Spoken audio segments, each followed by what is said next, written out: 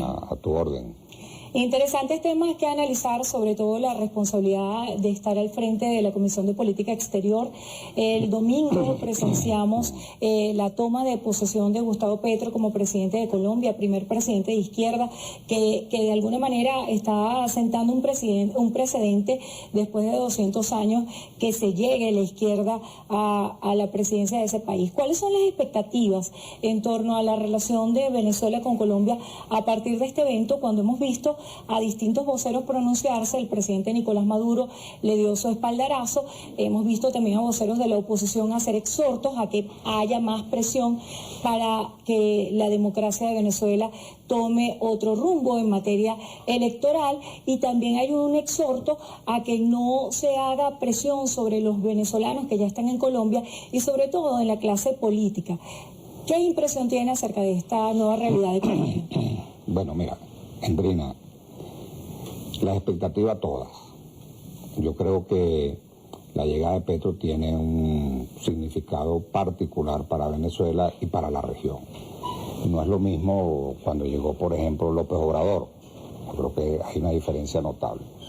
Venezuela ha tenido un aislamiento enorme en los últimos años, motivado por las sanciones que ha impactado de manera importante en la vida nacional. Ese aislamiento lo podíamos visualizar en que no teníamos salida por ningún lado prácticamente, salvo quizás por las trochas de Colombia y de alguna manera algo por República Dominicana y después algo por Panamá. Pero decir que Venezuela tenía libre acceso no era posible. Yo creo que la importancia de Petro en el gobierno y haber tomado posesión este domingo es que nosotros debemos terminar con el aislamiento. La posibilidad de verdad en que se restablezcan las relaciones entre Venezuela y Colombia nos da un giro fundamental en varios renglones. En el plano económico, por ejemplo, sin duda alguna, nosotros dejamos un intercambio comercial que estaba sobre los 8.000, 10.000 millones de dólares. Se estima que el primer año de restablecer las relaciones y el intercambio comercial deberíamos estar entre 1.200 millones y 2.000 millones de dólares de intercambio. No hay que olvidar que Venezuela tiene un déficit de producción de alimentos que está sobre el 70% aproximadamente. Por lo tanto, Colombia puede cubrir sin mayores inconvenientes hasta que Venezuela pueda restablecer sus niveles importantes de producción y cubrir todo ese déficit, puede perfectamente cubrirlo. En segundo lugar, me parece importante el tema migratorio. Sí, las relaciones consulares. Y tiene que ver con las relaciones consulares y los servicios consulares. Es cierto que hay que tener claro que esa migración venezolana hacia Colombia tiene también un componente de la doble nacionalidad, de colombianos descendientes de colombianos, claro, colombianos de más de la segunda generación. Eso es verdad, pero al final son también venezolanos porque son nacidos aquí. Ahora, nosotros hemos expresado lo siguiente, requerimos de la normalidad internacional. Tenemos normalidad interna, pero la normalidad internacional no la tenemos. Por lo tanto, uno de los elementos centrales de lograr esa normalidad internacional pasa por atender nuestra migración, no solamente la migración que está en Colombia, sino la migración que está en el hemisferio, la que está en América Latina y el Caribe, porque es una demostración de cómo el Estado venezolano se interesa por sus connacionales que están en otras latitudes. Diputado. Y tener programas acordados para que esa gente pueda regresar sin mayor inconveniente. Diputado, precisamente, la Asamblea Nacional va a proponer un plan para que los venezolanos que estén en Colombia regresen al país con políticas de subsidio para viviendas y demás. Para que otras naciones se pudiera extrapolar este programa que se le va a proponer a Petro en los próximos días. Bueno, lo que he venido expresando en el marco del nuevo diálogo es que en ese nuevo diálogo nosotros debemos trabajar con nuevos interlocutores de la migración venezolana. Digamos que están en distintas latitudes, pero obviamente para nosotros nuestra región tiene quizás la prioridad, ¿no? América Latina y el Caribe, porque además es demostrar nuestra preocupación por esos venezolanos. No queremos que se entienda que nos desentendemos de la migración nuestra y que no nos importa, ¿no? Yo creo que en materia, por ejemplo, de emprendimiento, es un programa importante que ya está establecido y que puede tener cooperación internacional.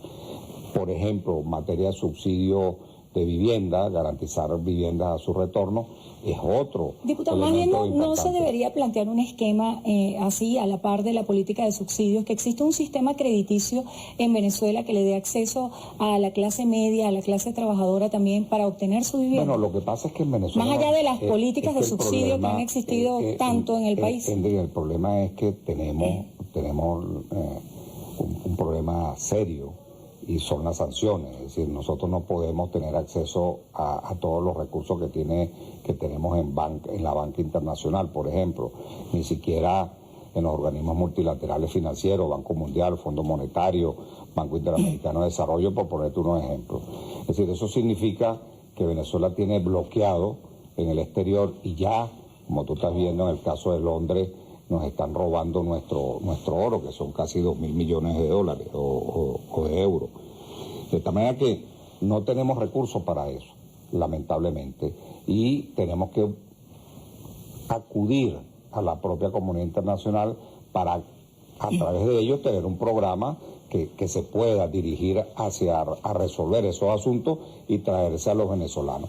Pero de todas maneras, en la medida en que Venezuela recupere su economía, y por eso yo digo que el nuevo diálogo no es a partir del conflicto, sino a partir de la economía. En la medida que Venezuela recupere su economía y que cesen las sanciones, sin duda alguna tendrá un impacto en la migración, es decir, que la gente regresará, como tú bien lo dices, digamos, a trabajar, y fruto de su trabajo podrá tener créditos para tener vivienda, en fin, pero tenemos un problema de terceros, es decir, que lo son terceros, lo decide la Unión Europea o lo decide Estados Unidos, y ese es un problema grave que tenemos. Diputado, ha sido usted muy reiterativo en la necesidad de hacer un lobby internacional de cara a mejorar la situación económica de Venezuela, sobre todo en torno a las sanciones. Sobre todo usted tuvo una posición valiente en cuanto a los otros factores de la oposición venezolana que indicaban que la hoja de ruta era las sanciones, y usted siempre estuvo en contra. ¿Qué se ha avanzado hasta la fecha y qué ha pasado con el camino del diálogo que tanto se ha dicho?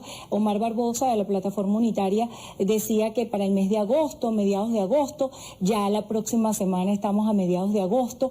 ¿Qué ha pasado? ¿Por qué no se ha retomado la ruta del diálogo? ¿Qué ha hecho falta? Bueno, fíjate, esto tiene dos criterios, digamos, ¿no? El primer criterio, ¿cuál es? Yo creo que debemos cerrar bien México, ir a México y cerrarlo en condiciones favorables. O sea, ¿usted está de acuerdo con que se retome el diálogo en México, no acá en Venezuela? No, fíjate, yo digo, vamos a México a resolver, a llevar a México los acuerdos que están en marcha entre los dos gobiernos, el gobierno norteamericano y el gobierno venezolano, sobre todo en materia, entiendo que es en materia energética. Eso se puede ir a México, se refrenda eso en México, se le da las gracias a los mexicanos que se han portado muy bien y a todos estos gobiernos que han ayudado, y luego se viene a Venezuela sencillamente para ampliar ese diálogo, un nuevo diálogo, lo que hace falta en Venezuela, un diálogo mucho más incluyente, mucho más amplio, un diálogo no a partir del conflicto, sino a partir de la economía. Yo creo con que interlocutores diferentes, representantes del sector privado, claro, por ejemplo. Por eso yo digo ampliar el diálogo. Puede estar el sector productivo, el sector privado, puede estar el sector de los trabajadores, el sector político, las ONG, o sea, sociedad civil, en fin. Yo creo que tiene que ser un diálogo mucho más abierto, mucho más amplio, que trabajemos temas como el económico. Pero además, quiero decirte lo siguiente, nosotros tenemos que estar claro que no tenemos la normalidad internacional y ahí tenemos que trabajar. Uno de los temas importantes para lograr esa normalidad tiene que ser con nuestra migración. Pero luego tienes la comunidad internacional, tiene que haber, por ejemplo, con los gobiernos, tiene que haber un cambio de política exterior en nuestro nuevo relacionamiento con los gobiernos. Tiene que en cuanto a Estados Unidos, se ha especulado mucho que para finales de año se pudieran restablecer las relaciones consulares con Estados Unidos. ¿Se ha avanzado en este sentido? No, tú misma lo has dicho, se ha especulado mucho, porque en Estados Unidos hay un problema que una cosa es lo que dice el Departamento de Estado y otra es la visión que tiene la Casa Blanca. Yo me quedaría más con la visión de la Casa Blanca, que sería lo más sensato de acelerar los acuerdos en materia energética y en otras materias como las relaciones consulares. Diputado, se nos está agotando el tiempo y hay un tema que es la piedra angular y es objeto de debate dentro de la oposición venezolana, la selección de un candidato de cara a las elecciones del 2024. Hay muchos candidatos ya, muchos nombres suenan. Usted ha hecho una propuesta de que no sea primaria, sino que se haga por consenso. Lo estoy viendo que se está riendo. No, es que hay demasiados candidatos. Esto da risa porque hay más de 40. Eso me parece una barbaridad. Veo que esos candidatos no están tomando en cuenta elementos importantes para ser candidatos, que como son los recursos, ¿no? Sí, efectivamente, yo lo que he venido planteando que, digamos, frente al método de las primarias, digamos, debe haber más bien un método mucho más abierto, mucho más negociado, mucho más acordado, que es el consenso, y que eso permita poder debatir con todos los sectores de la vida nacional sobre eso. No te olvides que el método de las primarias es un método para resolver el problema de los políticos. Yo soy político y por eso te lo digo. Esta no es una posición tampoco antipolítica, pero ese no es el método de la sociedad, ese es el método de los partidos.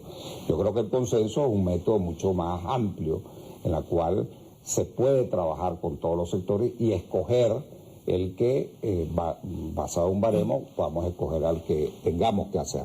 Usted ha hablado en otras ocasiones de un outsider, claro, que sería un candidato que no venga de las filas tradicionales de las organizaciones políticas, y esto pudiera obedecer a muchos estudios de opinión que dan cuenta del rechazo que hay de los ciudadanos comunes hacia la política y esa desconexión que existe hoy entre el político y el ciudadano.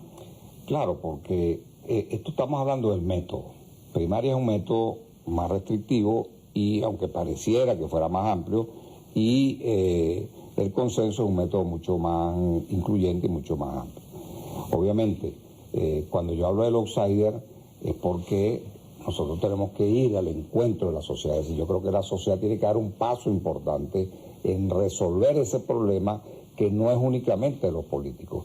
Si lo dejamos a la política, vas a tener una decisión muy restrictiva y se puede cometer un grave error. Puede seleccionar un rostro del conflicto y el país no va a votar, no va a respaldar a los rostros del conflicto. Eso es así.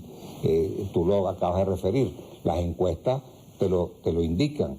Y luego el outsider tiene una ventaja que es mucho más amplia. ¿De dónde debe venir ese outsider? ¿Cómo lo visualiza usted? Bueno, ese outsider me pasó esta mañana por aquí caminando, o estaba en la panadería comprando, se tomó un café, a lo mejor donde tú estabas tomando un café, si estabas en algún café, ¿no?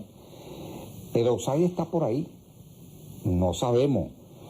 Puede venir del sector empresarial, la gente siempre busca logros, éxito en la persona, el discurso va a ser muy importante, ese discurso es casi como superación personal, un discurso que tenga un contenido de esa naturaleza también, no solamente de la política, pero puede venir también de los medios de comunicación, puede venir por ejemplo de la academia, de ahí también puede venir de los actores, actrices, es decir, puede ser una mujer o un hombre, es decir, yo creo que el outsider anda por allí, lo que te quiero decir, que me parece que es importante, porque la sociedad tiene que dar un paso importante, no dejarle esto solo al mundo político.